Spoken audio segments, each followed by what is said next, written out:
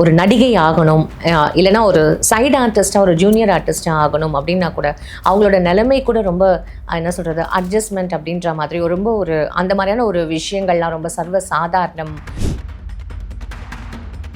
Cinema துறையில் இன்னைக்கு கிட்டத்தட்ட 75% அட்ஜஸ்ட்மெண்ட்டு கேட்குறவங்க இருக்கிறாங்க. நான் சொல்கிறது ப்ரொடியூசர்ஸ், டிரெக்டர்ஸ், ஹீரோஸ், ஒரு 25% ஜென்யூனான பர்சன்ஸும் இருக்காங்க. அந்த 20% ஜென்யூனான பீப்புள் கூட தான் நான் ட்ராவல் பண்ணியிருக்கேன். பல பெண்கள் அவங்களாகவே முன் வந்து இதுக்கு இடம் கொடுக்குறாங்க அப்படிங்கிறது ஒரு கசப்பான உண்மை. ஒரு பொண்ணு 24 வயசு அவளுக்கு, 2 பேருமே அவளை செக்ஷுவலாக, அதனால் நீங்கள் எனக்கு வந்து எப்படியாவது வாய்ப்பு வாங்கி கொடுங்க, நான் அட்ஜஸ்ட்மெண்ட் பண்ணிக்கணும்னா கூட ரெடி, எனக்கு வாய்ப்பு வாங்கி கொடுங்கன்னு அவளாக முன் வந்து கேட்டாள். அந்த சமயத்தில் ஒரு டிரெக்டர் அட்ஜஸ்ட்மெண்ட்டோட ஒரு நடிகை வேணும்ன்ட்டு எங்கிட்ட கேட்டிருந்தாரு. நடிகை அவங்க கேட்குறாங்க அப்படின்னா நீங்களும் அதுக்கு வந்து அக்செப்ட் பண்ணிட்டே தான் அந்த டைரக்டர் கிட்ட நான் வந்து பரவாயில்ல அவளை வெளில கொண்டு வரதுக்கு ஒரு ஹெல்ப்ஃபுல்லாக இருக்கும்னு சொல்கிறது. Okay, good question. இதுக்கு நான் பதில் சொல்கிறேன். சிகரெட் பிடிப்பாளர்களுக்கு பக்கத்தில் இருக்கிறவங்களுக்கும் அஃபெக்ட் ஆகும், தீவிரமான பாதிப்புகள் ஏற்படும். ஆனாலும் பல பேருக்கு கொஞ்சம் கூட பொறுப்புணர்ச்சி இல்லாமல் அதை செஞ்சிட்ருக்கிறாங்க. இதுதான் வந்து சமூக விரோத செயல் நான் சொல்லுவேன். நான் செஞ்சது வந்து சமூக விரோத செயல் கிடையாது. நானே போயிட்டு ஒரு பொண்ணுக்கிட்ட வந்து ஏமாற்றி இது அட்ஜஸ்ட்மெண்ட் கேட்குறாங்க, நீங்கள் பண்ணிக்கங்கன்னு சொல்லிட்டு நான் வந்து யாரையும் பிரெயின் வாஷ் பண்ணது. இது போல் அட்ஜஸ்ட்மெண்ட்டு பிரச்சனை காரணமாக நான் வாய்ப்பு வாங்கி கொடுக்க முடியாமல் வருத்தப்பட்ட சம்பவங்கள் நிறைய இருக்குது. 1.5 lakh சேலரி கேட்டிங்க, நான் 2.5 lakhs கொடுக்குறேன், எக்ஸ்ட்ரா 1 lakh கொடுக்குறேன், அந்த பொண்ணை எனக்கு அட்ஜஸ்ட்மெண்ட் பண்ணிக்க சொல்லுங்கன்னு கேட்டார். அவள் அட்ஜஸ்ட்மெண்ட்டில் வந்து செம்ம ஸ்மார்ட்டாக இருப்பா, அதனால தான் என்னுடைய பல படங்களில் அவளுக்கு நான் ஹீரோயின் வாய்ப்பு கொடுத்தேன். அவங்க வந்து 15 வயசுலேருந்து 50 வயசு வரைக்குமான பெண்களாக இருக்கும் பட்சத்தில் அட்ஜஸ்ட்மெண்ட் எதிர்பார்க்குறாங்க. தமிழ்நாட்டில் பெண்களே இல்லையா, ஏன் வெளி மாநிலத்திலேருந்து பெண்களை கூட்டிகிட்டு வந்து நடிக்க வைக்கிறாங்க டைரக்டர்ஸ் அப்படின்ற ஒரு கேள்வியும் இங்கே இருக்குல்ல சார்? தமிழ்நாட்டு பெண்கள் வந்து கல்ச்சர் ஓரியன்ட் பீப்புள் சார். நடிகைகளுக்கு மட்டும்தான் இந்த மாதிரியான அட்ஜஸ்ட்மெண்ட் டார்ச்சர்ஸ்லாம் இருக்குமா, நடிகர்களுக்கும் இருக்கா சார்? இல்லை, நடிகர்களுக்கு கிடையாது. ஆனால் மாடலிங் துறையில் இருக்கிற மேலுக்கும் பசங்களுக்கும் இது உண்டு. ஆன்டிகளாக இருப்பாங்க, பெரும்பாலும் ஒரு 45-50 இயர்ஸ் ஆன்டிகளாக இருப்பாங்க. 20-25 வயசு பசங்க மாடலிங் பண்ண வரும்போது அவங்கக்கிட்ட இந்த அட்ஜஸ்ட்மெண்ட்டை எதிர்பார்த்தது. அவங்க சொன்னாங்க, என் தோழிக்கிட்ட வந்து அக்கா அந்த மாதிரி இடத்துலாம் என்னை அனுப்பாதீங்கக்கா, அந்த ஆன்ட்டியோடைய தொந்தரவு என்னால் தாங்க முடியல அப்படி சொல்லிட்டானா.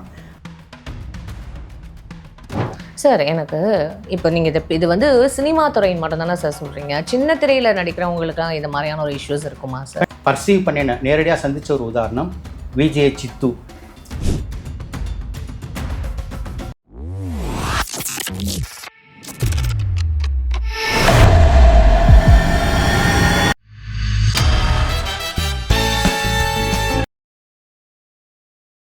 பிபிடி சினிமா நேயர்கள் அனைவருக்கும் வணக்கம். இன்னைக்கு நம்மளோட சினிமா பிஆர்ஓ வித்தகன் அவர் தான் இணைஞ்சிருக்காரு. நிகழ்ச்சிக்கு போகலாம் சார். வணக்கம் சார். வணக்கம். பிபிடி சினிமா நேயர்களுக்கு என் அன்பு வணக்கம்.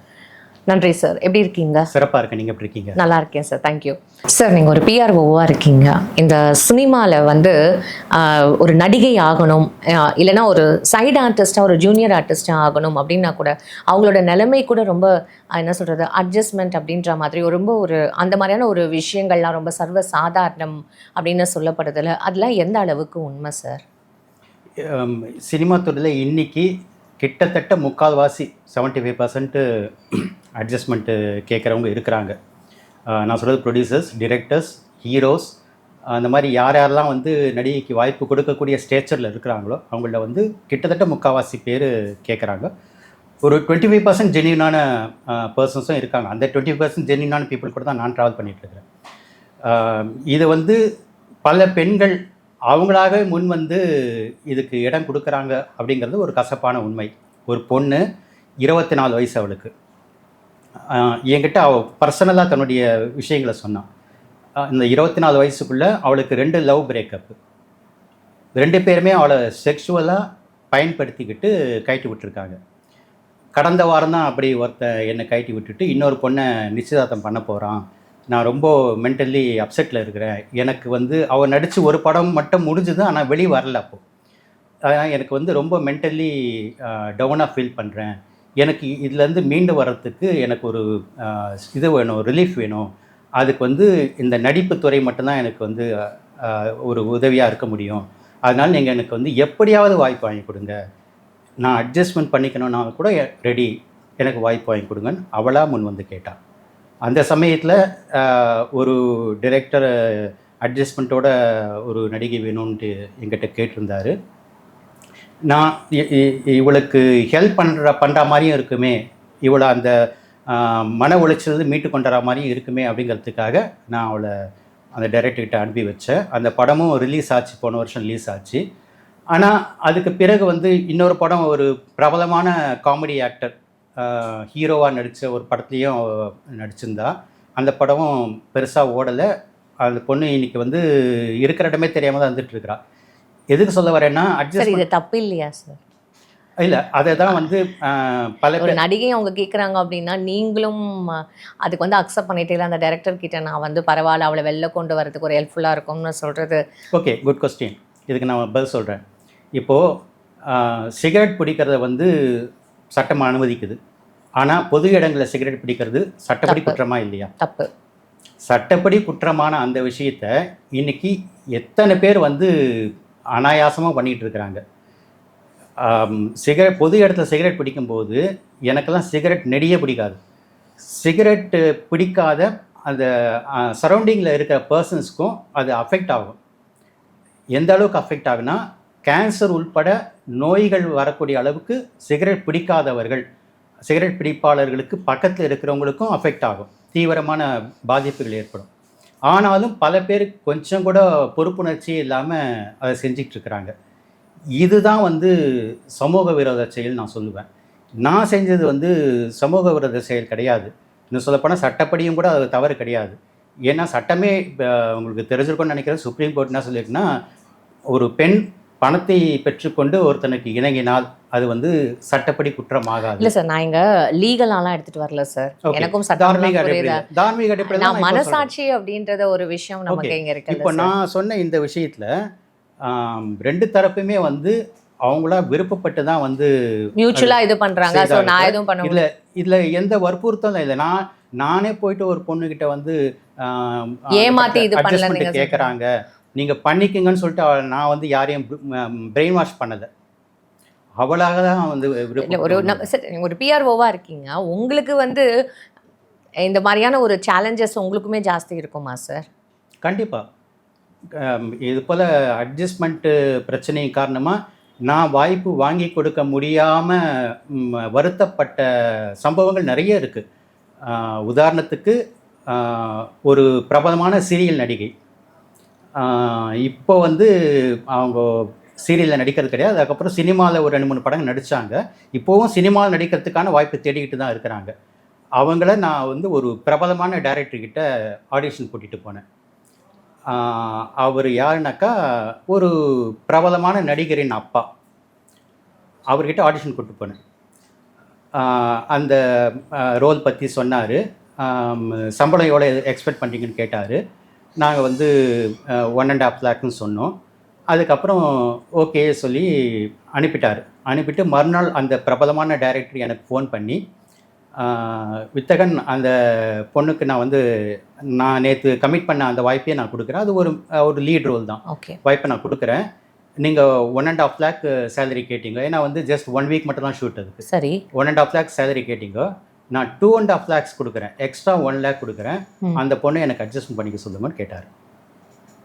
நான் அந்த பொண்ணு அதெல்லாம் பண்ண மாட்டேன். ஏன்னா இப்போ தான் இங்கே தான் என்னுடைய எத்திக்ஸ் வேலை செய்யுது. பண்ணாதவங்களை வந்து பண்ணுங்கன்னு சொல்லி நான் வந்து கம்பல் பண்ணல.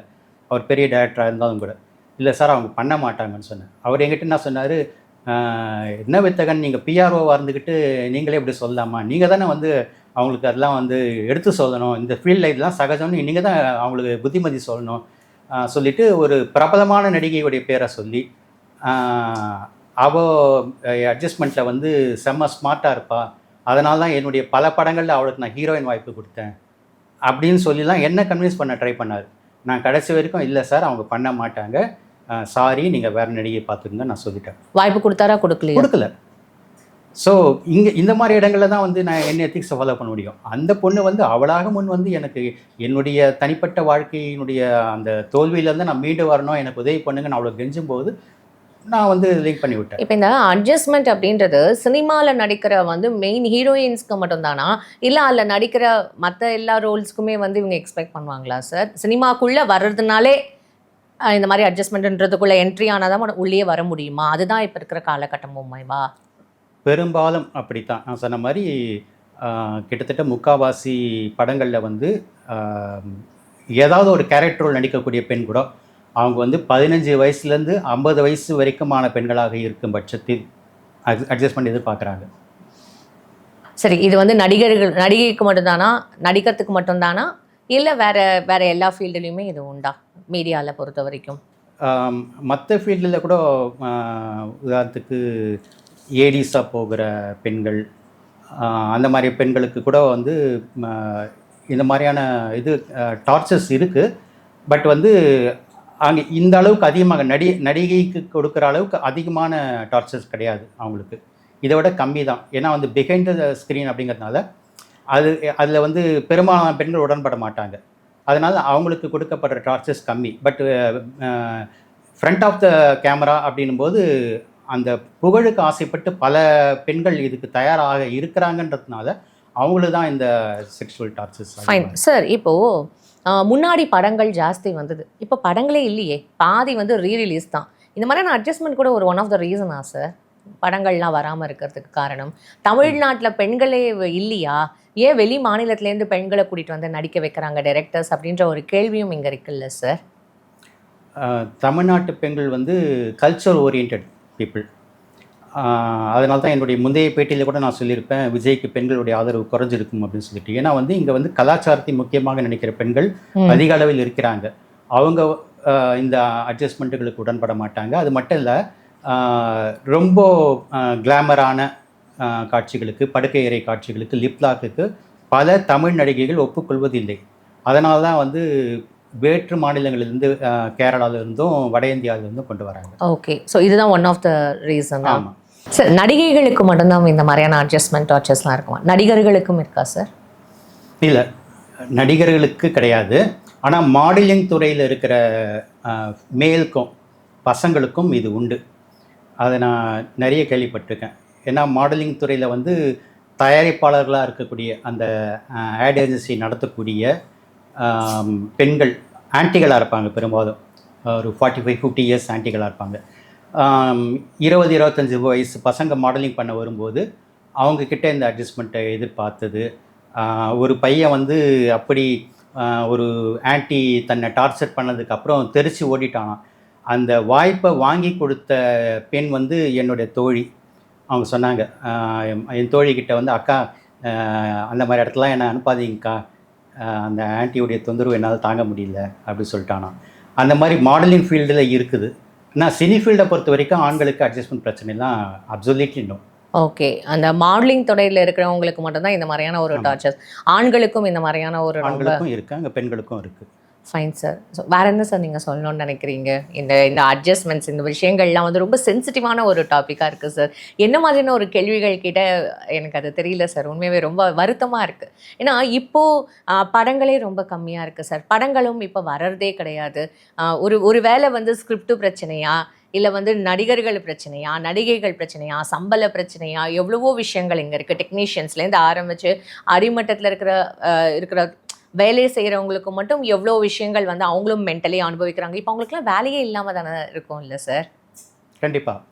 ஆனால் சினிமா துறையில் வந்து படங்கள் வெளிவருவது வந்து குறைஞ்சி போயிருக்கிறதுக்கு இந்த அட்ஜஸ்ட்மெண்ட் மட்டுமே காரணம் கிடையாது. இதுவும் ஒன் ஆஃப் த ஃபேக்டர்னு வேணால் சொல்லலாம்.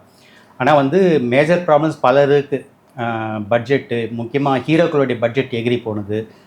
அதுக்காக ஹீரோ வேல்யூ இல்லாத ஒரு சாதாரண நடிகர்களை வச்சு படம் எடுத்தாக்கா அந்த படம் வந்து பிஸ்னஸ் ஆக மாட்டேங்குது. அப்படி சொல்ல முடியாதுல்ல சார்.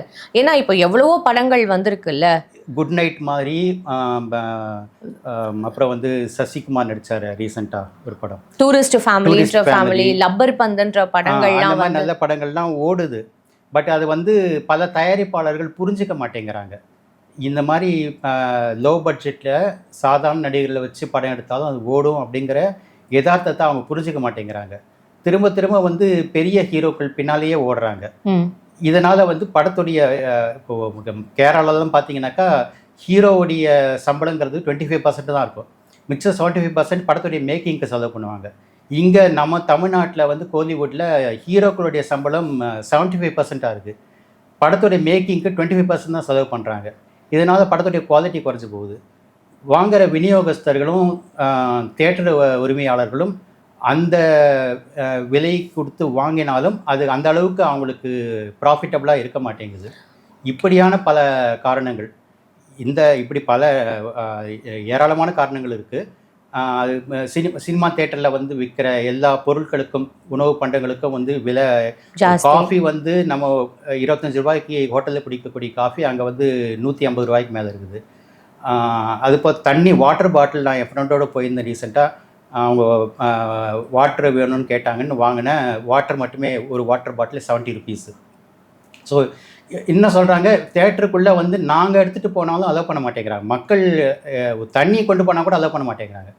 அப்போ அங்கே இருக்கிறது தான் வாங்கும்படியான ஒரு கட்டாயம் ஏற்படுது.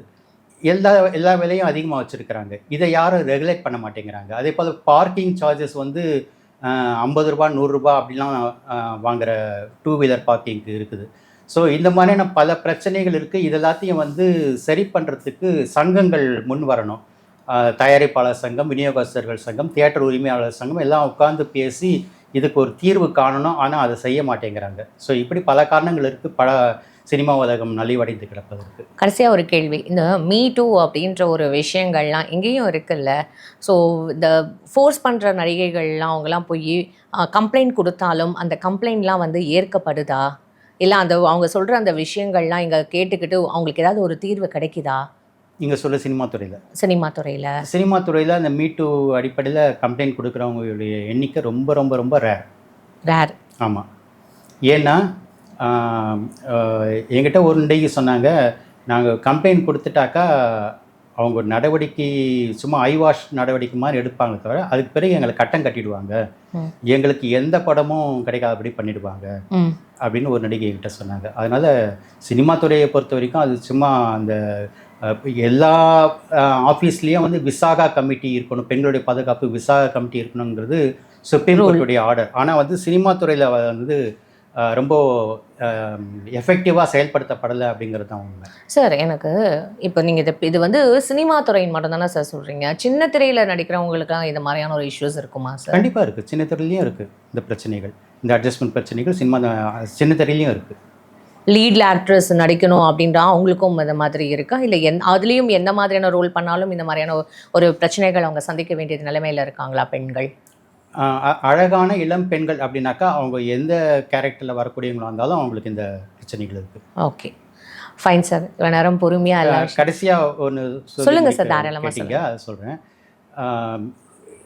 நடிகைகளில் வந்து எத்தனையோ பேர் வந்து நல்ல டேலண்டட் ஆர்டிஸ்ட் இருக்காங்க. ஆனால் அவங்களுடைய டேலண்ட்டுக்கு உரிய அங்கீகாரம் இந்த அட்ஜஸ்ட்மெண்ட் பிரச்சனையினால் கிடைக்காம இருக்குங்கிறது ஒரு கசப்பான உண்மை. அதுக்கு நான் பர்சீவ் பண்ணின நேரடியாக சந்தித்த ஒரு உதாரணம் விஜய்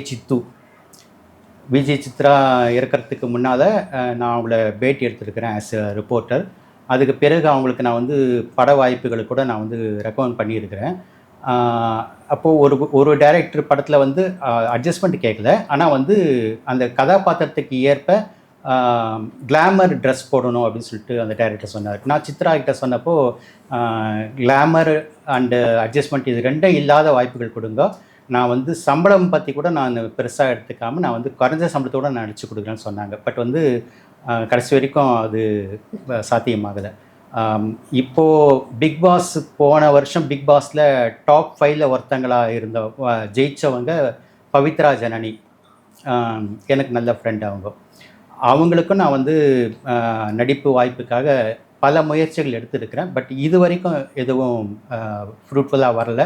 ஆனால் அவங்க பிக் பாஸ் போயிட்டு வந்ததுக்கு பிறகு என்கிட்ட சொன்னாங்க தான் ஒரு படம் கமிட் ஆகிருக்கிறதாக என்கிட்ட சொன்னாங்க. இது போல் பல அழகான திறமையான பெண்கள் இந்த பிரச்சனையின் காரணமாக வெளியில் வராமல் இருக்கிறாங்க. அதே சமயத்தில் இந்த பிரச்சனைக்கு சில தவறான பெண்களும் கூட ஒரு காரணம். நான் முதல்ல சொன்ன மாதிரி அந்த பெண் வந்து ஒரு ஆங்கில தலைப்பில் வெளிவந்த படம் அது. அந்த படத்தில் நடித்த அந்த பெண் தானாக முன் வந்து அட்ஜஸ்ட்மெண்ட் பண்ணிக்கிறேன்னு சொல்கிறேன். அந்த மாதிரியான பல பெண்கள் ஒருத்தரை பார்த்துட்டு மற்றவங்க எல்லாரும் அதே மாதிரி இருப்பாங்க அப்படின்ற ஒரு கண்ணோட்டத்துல பார்க்குற ஒரு ஜனங்க இல்லையா? ஸோ அதனால எக்ஸ்பெக்ட் பண்றாங்க. அதான் ஒரு நடிகை என்கிட்ட சொன்னாங்க, நான் யாருமே அட்ஜஸ்ட்மெண்ட் பண்ண மாட்டோன்னு எல்லாரும் வந்து ஒரு ஒத்துமையோட இது பண்ணாக்கா, ஒரு ஃபேமாக நின்னாக்கா, அப்போ வந்து அவங்க என்ன பண்ணுவாங்க, டைரக்டர்ஸும் ப்ரொடியூசர்ஸும் வேறு வழி இல்லாமல் எங்களில் ஒருத்தங்களை தான் கூப்பிட்டாகணும். ஆனால் அதுக்கு வந்து எங்களை மாதிரி நடிகைகளே வந்து கோஆப்ரேட் பண்ண மாட்டேங்கிறாங்க. அவங்களுக்கு வாய்ப்பு கிடைச்சா என்ன வேணா பண்ணுறேன்றாங்க அப்படின்றாங்க. அதுதான். ஸோ அங்கே வந்து ஆண்கள் மேலே மட்டும் குற்றம் சொல்லி பயன் இல்லை, பெண்கள் மேலேயும் குற்றம் இருக்குது. ரொம்ப நன்றி சார். நன்றி. நேயர்களுக்கும் என் நன்றி.